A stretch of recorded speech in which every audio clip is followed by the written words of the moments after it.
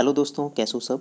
तो फाइनली सब लोग यही इंतज़ार कर रहे हैं कि एसएससी एमटीएस 21 टायर 1 की रिज़ल्ट कब तक आ सकती है। और इस वीडियो में हम यही सब डिस्कस करेंगे कि फ़ाइनल कट ऑफ क्या रह सकती है और आखिरकार रिज़ल्ट कब तक आ सकता है हमारा। ठीक है। और क्योंकि टायर 2 का डेट अनाउंस हो चुका है और पहले फिजिकल होगा या टायर 2 होगा ये भी डिस्कस करेंगे। एक्सपेक्टेड कट ऑफ क्या रहेगी, रनिंग और साइकिलिंग क्या सभी पोस्ट के लिए है, तो तमाम तरह के क्वेश्चंस इसमें डिस्कस करेंगे। कुछ क्वेश्चंस जो हमारे कमेंट्स में आए थे ईडब्ल्यूएस कैटेगरी को लेके कि क्रूशियल डेट क्या होना चाहिए, ओबीसी में क्या होना चाहिए, तो ये सब कुछ इस वीडियो में डिस्कस करेंगे। तो वीडियो को पूरा ध्यान से देखें और लास्ट तक देखें। और आपसे रिक्वेस्ट है कि दोस्त, अगर चैनल सब्सक्राइब नहीं किए तो प्लीज़ चैनल सब्सक्राइब कर लें। तो चलते हैं। सबसे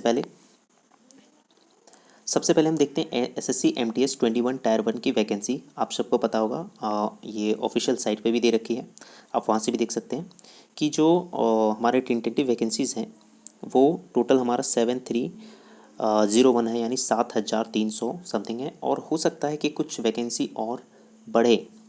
ठीक है। और ये एक्सपेक्टेशन कर सकते हैं, ठीक है, कि 8000 तक आपकी वैकेंसी जा सकती है। बट अभी जितना है हम उतना ही पे काम करेंगे। ठीक है, 7000 वैकेंसी कम नहीं होती। आगे बात करते हैं कि एमटीएस में जो हमारा वैकेंसी है वो लगभग 3698, यानी लगभग 3700 के आसपास है, जो कि पिछले 2020 से थोड़ा सा कम है, स्लाइटली कम है। और इस बार की वैकेंसी जो 18 से 27 एज ग्रुप में है वो लगभग 18 से 25 और 18 से 27 के बीच में इक्वल, आप देख सकते हो इक्वल प्रोपोर्शन में। क्योंकि जो हमारा ये हवलदार की जो पोस्ट है वो भी हमारा 18 से 27 की एज में टोटली लाइज करता है, राइट। तो आप वैकेंसी यहाँ से देख सकते हैं किस कैटेगरी में कितनी वैकेंसी है। ठीक है। और ओवरऑल 7300 के आसपास है। आगे बढ़ते हैं। आगे अब हम इस वीडियो में हम क्या क्या डिस्कस करने वाले वो देख लेते हैं। एक्सपेक्टेड डेट क्या हो सकती है। तो एक्सपेक्टेड डेट आप सबको पता है कि 6 नवंबर को टायर 2 का रिजल्ट है। ठीक है। और एसएससी एमटीएस की, और ये है कि इससे 1 महीने या 1.5 महीने पहले आपको क्या होता है कि टायर 1 की रिज़ल्ट अनाउंस हो जाती है। ठीक है। और मुझे जहाँ तक अंदाज़ा है कि ये थोड़ा सा पहले हो जाए, क्योंकि आंसर की भी देना रहता है, सॉरी आंसर की कह रहा हूँ, मार्क्स भी शो करना होता है। और मार्क्स हमारा रिजल्ट के within, I think within 1 week लग ही जाता है कि 6 से 7 दिन के बाद आपकी जो नॉर्मलाइज्ड मार्क्स है वो शो होने लगते हैं। तो मेरे ख्याल से जो आपका रिज़ल्ट आ सकता है वो सितंबर के लास्ट वीक, यानी आप कह सकते हो आपकी जो 21 से लेके आपका 21 से 25 सितंबर तक आपका रिज़ल्ट आ सकता है। ठीक है। और अगर थोड़ा ज़्यादा डिले हुआ तो एंड तक, सितंबर के एंड तक जाएगा। ठीक है। और रिज़ल्ट आपका अनाउंस हो जाएगा। ठीक है। तो निश्चिंत रहें, बार बार वीडियो को ना देखें। हालांकि हमने काफ़ी वीडियो देखे कि एसएससी एमटीएस के रिज़ल्ट आज अनाउंस हो रही है, कल अनाउंस हो रही है। ठीक है। तो इस चक्कर में ना रहें। आपको रिज़ल्ट पता है कि आपकी जो टायर 2 का डेट है वो हमारा नवंबर में है। तो 1 महीने या 1.5 महीने पहले आपको रिज़ल्ट देखने को मिल जाएगा। तो मैं आपको एकदम श्योरिटी बता रहा हूँ कि सितंबर के एंड वीक कह सकते हो, या फिर 21 से 25 के बीच में आपका रिज़ल्ट देखने को मिल जाए। हो सकता है कुछ पहले भी मिल जाए, बट इतना तो है कि 21 से 25 के बीच में आपको देखने को मिल जाएंगी, राइट। अब हम कुछ बात करते हैं ईडब्ल्यूएस क्रूशियल डेट के बारे में। तो सबसे पहले मैं आपको बता दूं कि अगर आप ईडब्ल्यूएस या ओबीसी रिजर्वेशन कैटेगरी आप ले रहे हैं तो आपके लिए क्रूशियल डेट क्या होती है। क्रूशियल डेट जब आपका फॉर्म फिलअप का जो सबसे लास्ट डेट होता है उससे पहले का आपके पास सर्टिफिकेट बना होना चाहिए, राइट। अब बात आती है कि ईडब्ल्यूएस की जो फाइनेंशियल ईयर होता है और वैलिड ईयर होता है वो क्या होता है। देखिए, अगर आप 2021 वैकेंसी, एमटीएस 21 की वैकेंसी अगर आप फिल किए हैं और इसके लिए अगर आप ईडब्ल्यूएस कैटेगरी का रिजर्वेशन लेना चाहते हैं तो आपके पास जो वैलिड ईयर होना चाहिए वो 2021 का होना चाहिए। ठीक है, 2021 का। अगर आपके पास 2022 का भी है तो भी आपका जो है वो क्लियरेंस मिल जाएगी, बशर्ते वैलिड ईयर जो आपका क्रूशियल डेट है उससे पहले का होना चाहिए। ठीक है। अगर 1-2 महीने के बाद भी है तो वो डिपेंड करता है कि आपका जो रीजनल सेंटर है वो किस तरह का एक्सेप्ट कर रहा है। बट ये रिकमेंडेड मैं करता हूँ कि अगर आपके पास वैलिड ईयर आपका 2021 है या 2022 है तो आपको क्लियर मिल जाएगा। अब बात करते हैं फाइनेंशियल ईयर की। तो फाइनेंशियल ईयर अगर आपका 2021 है तो फाइनेंशियल ईयर आपका 2020-21 होना चाहिए। और अगर 2022 है तो आपका 21-22 होना चाहिए। ठीक है। आई होप यू समझ रहे हैं, यानी 1 साल प्रीवियस होना चाहिए। अगर वैलिड ईयर आपका 2021 है तो आपका 2020 से 21 का आपका फाइनेंशियल ईयर होना चाहिए, ठीक है, और 2022 है तो आपका 21 से 22 होना चाहिए, ठीक है। यानी 1 साल अगर पीछे आपका फाइनेंशियल ईयर शो हो रहा है आपके EWS कैटेगरी में तो वो एक्सेप्टेबल है, सेम नहीं होना चाहिए, वरना आपको प्रोविज़नल मिल सकता है। और रही बात प्रोविज़नल की, अगर आपको प्रोविज़नल मिल जाता है तो कोई इशू नहीं आएगी, आपको फिर जब डिपार्टमेंटल वेरिफिकेशन होता है तो उस वक्त आपसे वो कन्फर्मेशन लेते हैं और दोबारा आपको उसको करेक्शन करवाने को बोला जाता है, और थोड़ा सा डिले होता है बट आपको सिलेक्शन मिल जाता है, ठीक है। अब हम बात करते हैं फिजिकल और टायर 2 की, ठीक है। तो नेक्स्ट स्लाइड पे चलते हैं, वीडियो ज़्यादा लंबी नहीं करने हमें, ठीक है, ये भी ध्यान में रखना है। आगे बात करते हैं फिजिकल और टायर 2। आप सबको पता है कि इस बार जो SSC MTS 21 है इसमें हवलदार की पोस्ट है और उसके लिए आपको फिजिकल कराना है। According to the notice released by the commission, आपका जो फिजिकल है वो टायर 2 से पहले लिखा गया है कि टायर 2 से पहले आपका फिजिकल हो जाएगा, बट हो सकता है कि फिजिकल टायर 2 के बाद भी हो, बट मोस्ट प्रोबेबली यही चांस है कि आपका जो फिजिकल है वो टायर 2 से पहले हो जाए, ठीक है।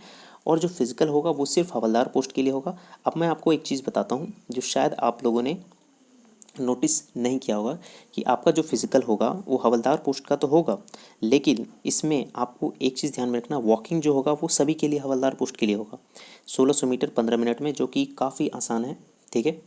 और मोस्टली क्या होता है कि 1600 मीटर अगर आप इंडियन आर्मी वगैरह की अगर आपने तैयारी की होगी तो आप यहाँ पे देखे होंगे 4 साढ़े 4 या 5 मिनट का टाइम दिया जाता है और आपको यहाँ पे 15 मिनट दिया गया है, यानी बहुत ही आसानी से ये क्लियर हो जाएगा। उसके बाद साइकिलिंग, साइकिलिंग है 8 किलोमीटर इन 30 मिनट में, ठीक है। ये बहुत ज़्यादा टफ भी नहीं है और बहुत ज़्यादा आसान भी नहीं है, ठीक है। अगर आपको साइकिलिंग किए होंगे या साइकिलिंग आती है तो आराम से साइकिलिंग आप क्वालिफाई कर जाएंगे, ठीक है। उसी तरह फीमेल का आप देख सकते हो 1 किलोमीटर है 20 मिनट्स में और 3 किलोमीटर आपका 25 मिनट में। एक चीज़ मैं आपको नोटिस में आपने इग्नोर किया होगा, वो यहाँ पे देखिए लिखा हुआ है, cycling is not applicable for the post of havildar in DGPM CBIC, यानी जितने भी CBIC के जो वैकेंसी है, जिस स्टेट में CBIC की वैकेंसी है उनके लिए साइकिलिंग एप्लीकेबल नहीं है, लेकिन वॉकिंग आपके लिए एप्लीकेबल है, यानी वॉक आपको करना पड़ेगा, साइकिलिंग आप कर भी सकते हो नहीं भी कर सकते हो। अगर आपने साइकिलिंग नहीं करी तो आप इस दोनों डिपार्टमेंट में हवलदार के पोस्ट नहीं ले सकते, ठीक है। और सॉरी, इन दोनों डिपार्टमेंट में आप आराम से साइकिलिंग अगर आपने नहीं करी तो आप इसमें एलिजिबल हो जाओगे, लेकिन इसके अलावा एक तो पोस्ट है जिसमें साइकिलिंग की रिक्वायरमेंट है तो आपको उसको साइकिलिंग करना पड़ेगा, लेकिन वॉकिंग आप सभी के लिए है, ठीक है। तो ये ध्यान से रखना है कि जिनका CBIC, एक बार फिर मैं बता रहा हूँ, जिनका CBIC और DGPM में अप्लाई किए हैं और वो अगर साइकिलिंग नहीं देते हैं तो आपको हो सकता है कि इसमें आपको कोई प्रॉब्लम ना हो, ठीक है, बट दे आना, ठीक है। अगर आप फिजिकल देने जा रहे हो तो और वॉकिंग करो तो और साइकिलिंग आप आती है तो ज़रूर दे देना, ठीक है। तो ये नोटिस है। और आगे बात करते हैं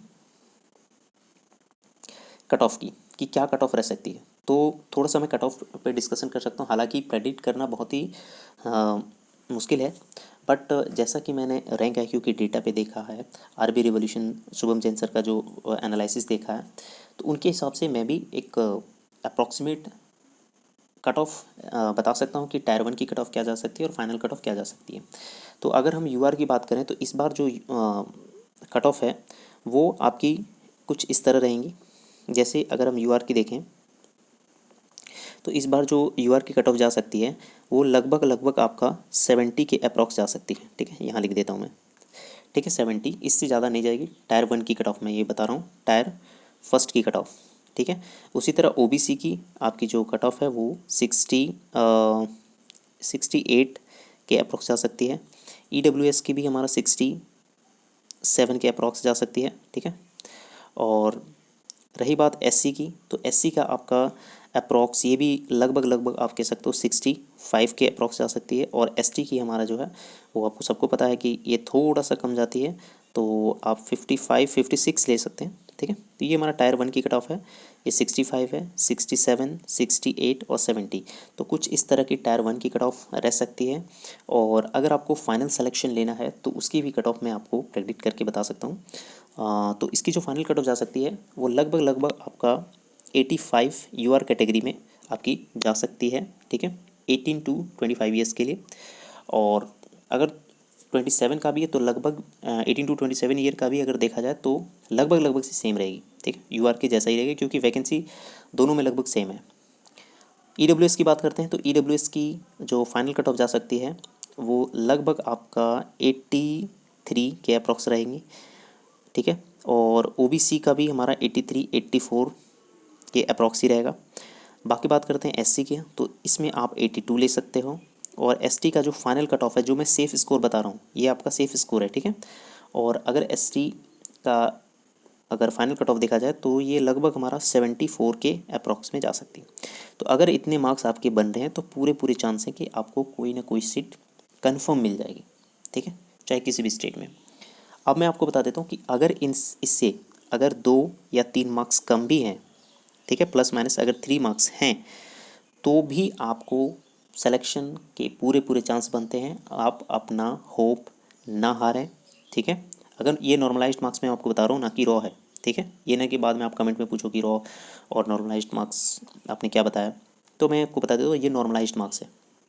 तो इससे अगर 82 83 भी बन रहे हैं तो भी आपके फाइनल सिलेक्शन के चांस बने रहेंगे, क्योंकि वैकेंसी काफ़ी अच्छी है और काफ़ी लोग आपका फिज़िकल अपीयरेंस नहीं दे सकते। कुछ लोग होंगे जो हवलदार पोस्ट पे नहीं जाना चाहते हैं, ठीक है। तो काफ़ी सिनेरियो रह सकता है। तो आप अगर 82 83 भी है अगर यूआर कैटेगरी में, तो भी आपके चांस फाइनल के बने रहेंगे। तो ये था ओवरऑल वीडियो। आई होप आपको वीडियो अच्छा लगा हो, तो प्लीज़ चैनल को सब्सक्राइब कर ले दोस्त, ठीक है।